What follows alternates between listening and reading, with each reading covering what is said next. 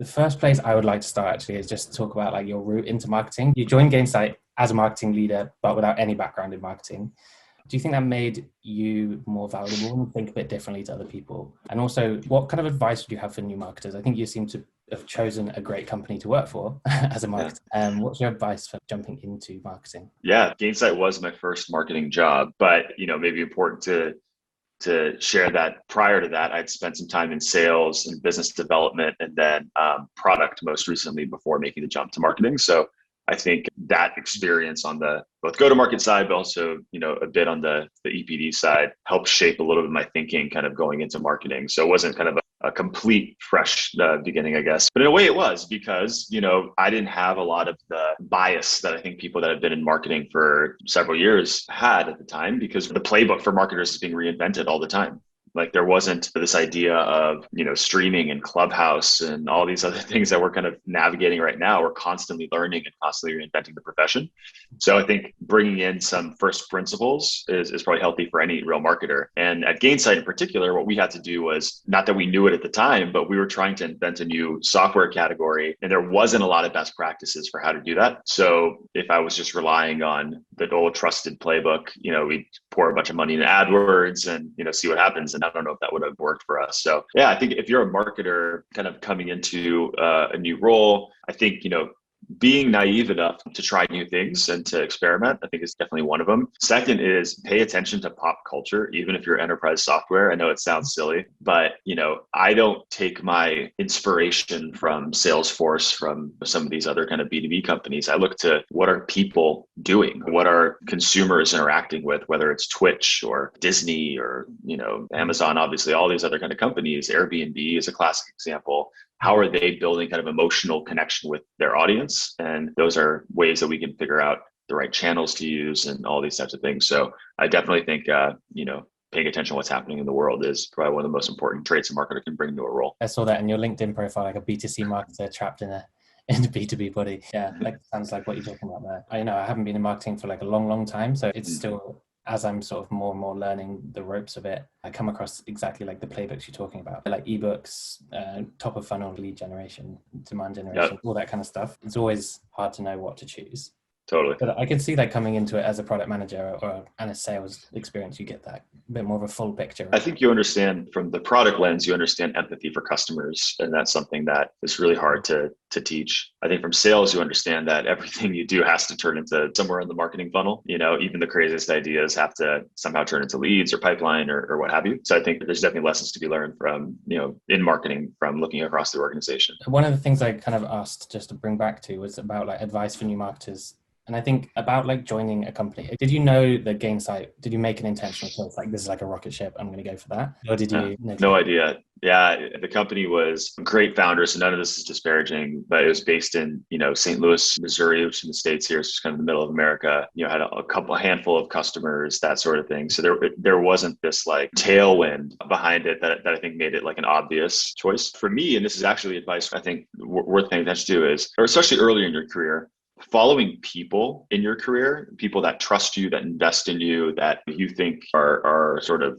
going places is probably the biggest lesson of my career. It's almost wrong to say early career. Like I think the best currency we have in our careers is the relationships that we have. And so in my case, I knew the CEO who was joining this company called JBarra Software in St. Louis. And I worked with him before. He was a values-driven leader. He really focused on culture. And everyone that met him loved him or spoke so highly of him. And I knew why, having a chance to see it firsthand. And so when he called me, actually, I didn't even know what the company was, but in my mind, I knew I was going to say yes to whatever he was going to ask me. So I think that's kind of something that stays with me now as I go forward in my career. Yeah, that's great advice. It's hard to find people you like love working with. So yeah, you also mentioned there creating category at Gainsight, which love to spend more time on. So you didn't know that you're going to create a category. Or did you just see a problem and you're like, we need to solve this problem? I don't even know if I knew what a category was when we first started, but we just had this, we were bringing those first principles I was talking about to the team. And we were saying, who are we? Like, how do I talk about what we do? And I think just the way the human mind works, we try to find cognitive references that we can anchor onto and hang on to. And so we say we're the Uber of this, right? We're the, the Salesforce for events, whatever. And there wasn't an obvious cognitive model here. The company had realized that over time, we needed to care just as much about retention and renewals and upsell and the kind of quote post-sales relationship with the customer as we did with pre-sales. But whenever you looked at what the post-sales technology stack was, it was all customer support at the time, which is more reactive, right? Like I have a problem, I'm going to my support team versus someone anticipating my needs. And so we didn't have a good model for it. We didn't know what to call it. And what we saw as we sort of surveyed the marketplace was there was actually a profession, a group of people called customer success managers who actually owned the outcome for this. And so we weren't trying to create a category, but the hypothesis that we had early was, what would it look like if we just radically championed this persona and helped serve them through content marketing to help them kind of get educated on how to do their job, to justify their existence to their boss, to their board. And then what if we did an event or a series of events to help bring them together to share best practices and to network and these types of things. And so we validated that hypothesis in our first year, and then that became the core marketing strategy for 7+ years at Gainsight. And so only, halfway through the journey did we start seeing our name pop up as, companies that were creating categories or whatever. And that's when we started saying, okay, wow, there might be a formula here to what we're doing. That must be exciting to see that stage. What you said, it was validated in the first year. What made you realize that this could actually contribute to business growth, just serving others? A big part of it was, like I said, we had 5 customers at the time. Our marketing database was very limited. There wasn't much tailwind to push growth for the business. We said, look, we're going to do an event, but to bring these people together, bring the community together, but we're not going to talk about our product because it's basically just about pre-market, maybe ready for the market now. We're not going to highlight our customers. There's not too many of them, at least. I think we highlighted the ones that we had. And so no one would come to a Gainsight user conference, but people might come to an industry conference all about customer success. So we called it something else. We called it Pulse, didn't even brand it with the company. We just put ourselves in the sponsor list effectively. We worked our network. We just closed a Series A. So worked with our investors to kind of invite a bunch of folks. And we tried every means we could to try to get folks to show up. And we had 300 people there in our first year. So again, for a company of 25 employees, call it, 5 customers, get 300 people. Back in 2013, especially as conferences at the time weren't quite as in vogue, I guess, as they are now. It was an achievement. And I think that the harder part to measure and the harder part to talk about is the feeling. Because when you're in that room with 300 people that are all going through the same thing, there's this cathartic sense of like, wow, we're in this together. And that's what really tipped the scale for us. It wasn't how many attendees were in the room, but it was the feedback that we got. It was the energy that we observed. And we said, wow, we got to do this every month, every week or something. And that's what we started coming up with a marketing strategy that would help us find ways to scale it and not have to do a conference every month. Were you seeing at that point revenue from that? Yeah, I don't remember the exact number, but what we saw is those 300 folks, of which I think, realistically about 80% were prospects who were now coming and hearing us talk about, the problem set in the market. We're talking about the solution, but we were discussing the problem and providing a platform for folks to talk about the problem. So the 80% of those prospects, attendees, became leads for us.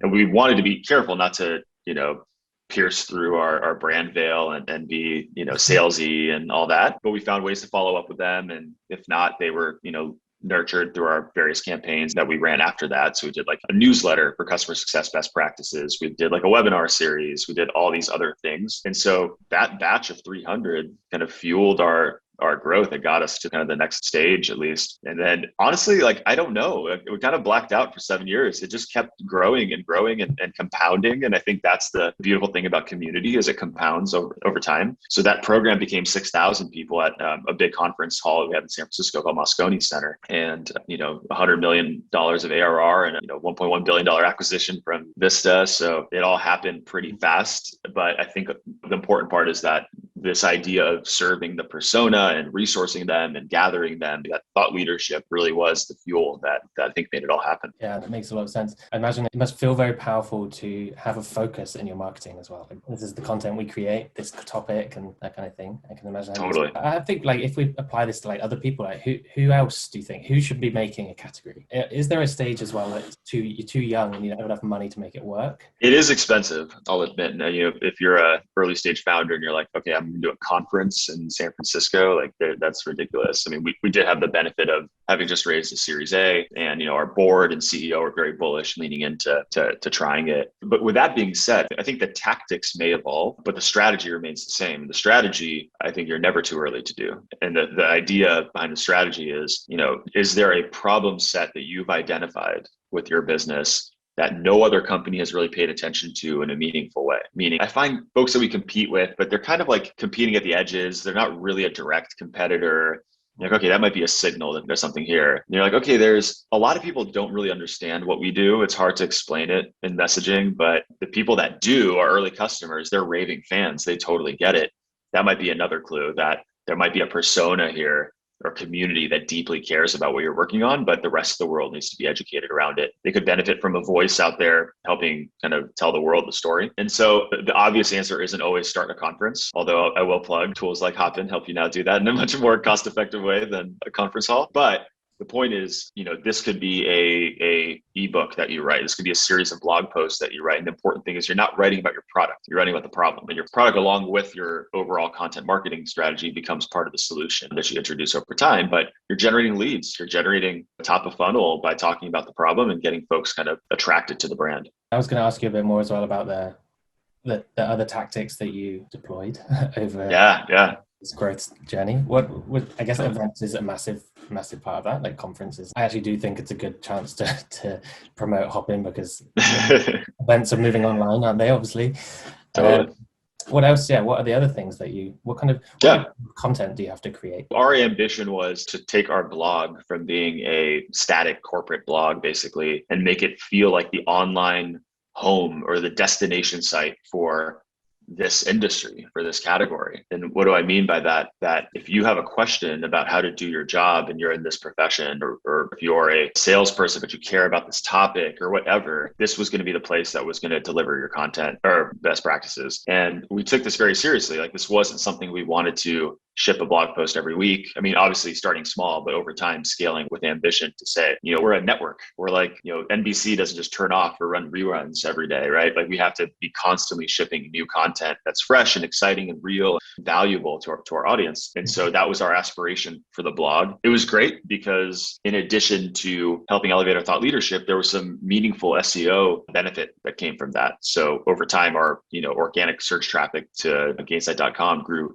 significantly, and our blog was really kind of the home of that. And then just carrying that theme forward, what are other forms of content that you can really capture? Like, there's podcasts, just like the one we're on now. There's, virtual events we talked about, as well as user groups. And so we found that we were collecting contact information for people that cared about customer success in cities around the world. What if we helped organize small meetups in the local cities that they're operating in to all come together in the name of customer success and share best practices? So that was a program that we ran. And maybe one more, like, we did something kind of counter culturally, but we created a online university to certify people in customer success. Tactically, that's a series of webinars and blog posts and things that are put into an LMS system. So it's not like radically different from everything we're talking about. And in fact, no one gave us authority to become a certification provider, I guess. We just sort of said, look, like, we have these badges, you can put them on your LinkedIn profile. And then what we found is people started saying, we saw in job descriptions, like, must be a certified CSM through Pulse Academy. We saw people, wearing it with pride on their LinkedIn profiles, like 301 level certified CSM coming out of Pulse Academy. So that stuff helped us engage from a content perspective and build, again, both thought leadership in the market, but really demand for our sales team that we eventually convert into deals. You have to already have some kind of authority, I guess, to be able to say this is a university course. We didn't have it. I mean, we just threw it out there. Yeah, we bought customersuccessuniversity.com. It wasn't a .edu, unfortunately. Tried really hard to get a .edu, but apparently you have to literally start a university to be able to do that, which we tried. But anyway. Yeah, I think that so long as you're authentic with your intention, so long as the content is valuable, and I think this is maybe my 2 cents, but so long as it's not just you as the brand telling the story, but rather building a platform, leading with humility and saying, we're not the sole experts, but you, the community, are the experts, but we're going to bring you all together as adjunct professors to share a course and to be a part of what we're building. I think that helps build the overall brand equity of the program. Yeah, wow. Out of interest, how big was your team at this point? on the marketing side? When the university was first launched, still pretty small. I'd say 5 or less of us, three to five. Yeah. But a high output team, but also I'll admit, the V1 left a lot to be desired. And so over time, it's gotten much, much better. But yeah, I think the proof of concept was with a very small team. Yeah. Okay, nice. You also created a book, right? I think that's quite an exciting story. Yeah. Well, we did a couple of books. On the Gainsight side, we did 3 books. And I think the idea behind that was, man, for as digital as we've all become, there's something about having it in print. There's something about saying you wrote the book on the category. And so we did that early days, I think 2014 with customer success. And we were fortunate to partner with Wiley on that. And that became great from a customer success perspective. All of our events, we sent up copies to all of our customers. And I think they got a lot of value from that. For field marketing, when we were meeting with prospects, we would bring a bunch of books with us at our events. We had a bunch of books. So it was a chance to provide a little bit of value, I guess, but also in a way that's not digital, which in an increasing world of NFTs and everything, it's nice to hold something in your hand. So we ended up releasing 3 books over time. So that was sort of our director, VP level kind of book. We released a practitioner book as well, which the hope was if you're onboarding as a CSM, this is required reading to figure out how to do your job. And then we wrote a book that's for CEOs and board members and investors and folks to really make customer success a strategy and an imperative across the company. So we sort of layered our personas across the 3 books that we ended up publishing, which I think all had some pretty benefit. But I think I got jealous as the marketer, and I had an opportunity to work with Wiley to write a book on basically documenting everything we're talking about here, like the why create a category, how do you do it? Because I found there actually aren't a lot of best practices for how to do this. I think there's one other book written on it. So what I wanted was to take the theories that were kind of talked about in the other book, but give me something practical that I can talk to my CFO about. So when I'm asking for a budget, how do I convince my CEO that we should do this? And so this became kind of an operator's manual to creating a new category. It's kind of the idea. It's interesting because it definitely feels like it's popular now to create a category. Almost. Yeah. There's some companies that I see have created a category and I'm not sure if they should have really. So much you now need to do to make that thing more relevant. But the fact that you could naturally, I guess, fit into a role that was sort of underserved already. Yeah, totally. That was big for us. Yeah. The sequel to the book that I'd like to write one day is Don't Create a Category. It's basically, I say that half joking, but you're right. It's expensive. It's a long haul. There's so many benefits, but also comes at quite a bit of cost. So if you don't have to, if you have a pretty clear product market fit with an existing buyer that's empowered and you're replacing this database software with that database, like Snowflake, maybe it's the beautiful example of a company that didn't need to create a category. They just had a $34 billion IPO and said, this was fine. It's not necessarily the answer to slow growth at the moment kind of thing. No, not at all. In fact, it might be the opposite because it's a long game, right? So if growth is slowing down, creating a category, you got to be willing to put in a year, 18 months, 2 years before even seeing a lot of result. But I'd say that the underlying tactics of category creation are true across the entire marketing landscape, regardless of whatever company, whatever your go-to-market is. And I think the reason is we're starting to realize as an industry that we have to start caring about brand, because growth at all costs has been the primary driver in B2B, while our friends in B2C have realized that it's all about brand. When it's Coke versus Pepsi, the products are somewhat, depending on where you fall maybe in this argument, but somewhat similar, right? Or Monster, Red Bull, but what you're joining is a community. What you're signing up for is a lifestyle in between one or the other. And in B2B, brands that are able to figure that out and companies are able to figure that out and market to the humans behind the logos that we try to sell to, that's the big takeaway, whether you're creating a category or not. It's tempting to think that in the B2B side that you just need to solve a problem and really just fit that need. And that's because someone needs to save time at work, but not go that one more step and make a movement behind it. Totally. It's the whole Simon Sinek, people don't buy what you do, they buy why you do it. So you got to spend some time, building out the why. Yeah, definitely. From purely a tactical kind of point of view, how did you and your team go about creating content? And I mean, coming up with so many new ideas. Yeah, there was probably at least 3 different kind of themes or sources of inspiration. The first was very practical from an SEO perspective. So what were people searching for? So I'll give you an example. We put together a piece of content called How to Host a Quarterly Business Review, which is a key part of the customer success job, because we knew QBRs were all over search. And I haven't been in the company for 2 years, but as I left, that single blog post written in 2014, I believe, was generating 20% of Gainsight's traffic, all from that one singular post. So SEO was a big driver. Second was our customers. What were we hearing from our customers? I think we have privileged access to practitioners who were going through the sort of coming of age for this role. What were their struggles? Where were they running into roadblocks? And so we kind of kept the content roadmap pretty full, but just listening to our customers and sourcing ideas there. And then the third is a little room for innovation. So where were we headed? What was our CEO hearing that was maybe a theme that crossed, some different categories, but no one had really picked up on yet? What were some of the product announcements coming up for us that we wanted to help shape the market in that direction a bit and be able to sort of skate ahead of the rest of the company? Those types of themes, I think, were macroeconomic themes too, like that have some sort of cultural relevance in. So those were probably the big three. When we were a team of three of us, one of us was doing the writing, and we weren't shipping every day. This whole NBC example I gave earlier, that was not the state in the early days by any means. It's not the state today at Hopin, as well, with 400 plus employees. We have to build this kind of thoughtfully. But I think the goal was, let's ship one blog post a week, and then let's get a customer response to a blog post every week too. And so we end up shipping 2 blog posts a week. And over time, we started to scale that in a couple of ways. We hired a dedicated full-time content writer, which was helpful. Eventually, I think we had about 2 people total doing the writing. Our CEO loves to write, which is weird. I know you don't see that very often, but that was helpful. And back before we had in-flight Wi-Fi as an option, we just send them across the country and we come back with like an ebook every time, or like 12 blog posts or something. So that was helpful. And then we tapped our customer success team. So who are the people in your organization that are the potential buyers of the product out in the market? And can you create some incentives to get them to contribute, blog posts in their spare time or after hours, whether it's something silly like a Amazon gift card or something along those lines, or can you even put it in their comp? I've seen some companies say, as part of the variable comp model for our team, we ask them to write a certain amount of thought leadership every month, whether it's writing on a blog post, participating in webinars, speaking at events, hosting podcasts, all that sort of stuff. So yeah. Was your, philosophy on this to just create for your customers who are going to be just completely selflessly, or was there like some element of, CTA at the bottom of every blog post? Oh, totally. Like I think about it as we engineered the blog, and we did it up front actually, and hopefully we'll do it again at Hopin. The blog externally feels consumery. It feels like The Atlantic or some of these other web properties that people really enjoy kind of navigating and diving deep and spending a lot of time in. But underneath it, the architecture is purely B2B demand gen. So we had content offers, on the right side, persistent. We had content offers like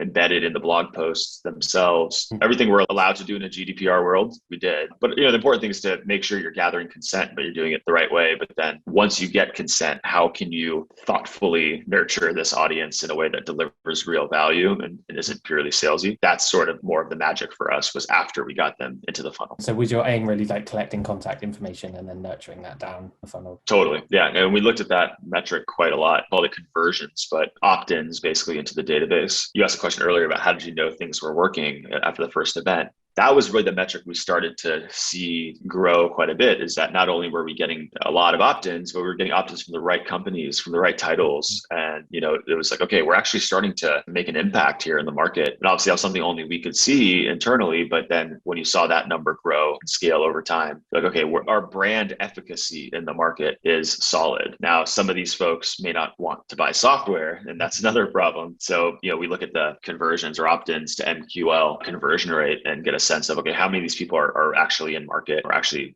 qualified. But no, from at the highest level, our ambition was to get every customer success professional in the world opted into our Marketo database. I think I could ask you stuff on that for a while, but I think I want to go into Hopin, because I think so you just started, so I've actually got you at like the perfect time. My first interview, actually. It's my first Hopin interview. Is it? Cool. I'll make sure I do it quickly. So why did you join?